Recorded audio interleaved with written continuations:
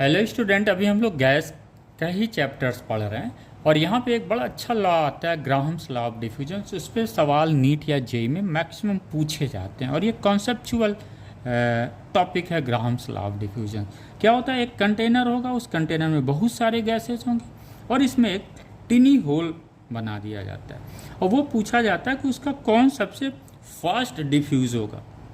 इसी को हम रेट ऑफ डिफ्यूजन से हम करते हैं। ग्राहम्स ने क्या बोला, सभी गैस का क्या है, सभी गैस के रूट मीन स्क्वायर स्पीड्स अलग अलग होंगे, बिल्कुल अलग अलग होंगे।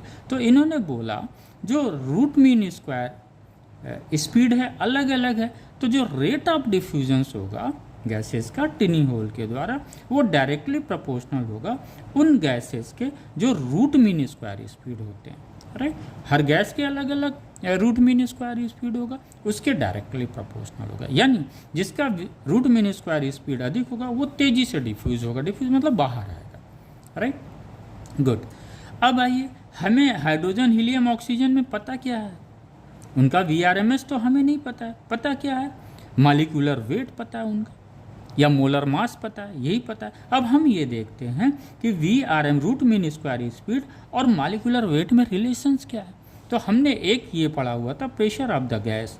ये P इक्वल टू कितना था? 1/3 mn/v v स्क्वायर, जहाँ v स्क्वायर क्या है? मीन स्क्वायर स्पीड है उस गैस का जिसका मॉलिक्यूलर मास स्मॉल m है और नंबर्स ऑफ मॉलिक्यूल्स n है, कैपिटल N है। राइट, आइए ये हमें रिलेशंस मिला, इधर ले जाते हैं 3pv/mn।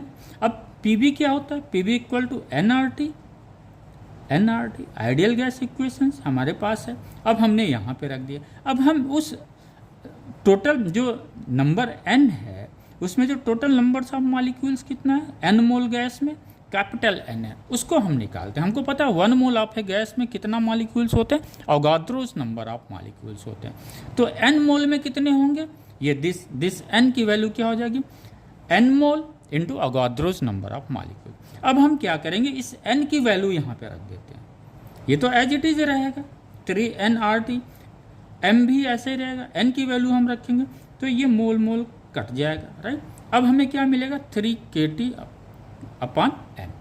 ये k क्या हो जाएगा? बोल्ट्जमैन कांस्टेंट है जिसकी वैल्यू R/अवोगाद्रोस नंबर होता है। अब अगर हम यहाँ पे देखें तो हमें v स्क्वायर क्या हो जाएगा?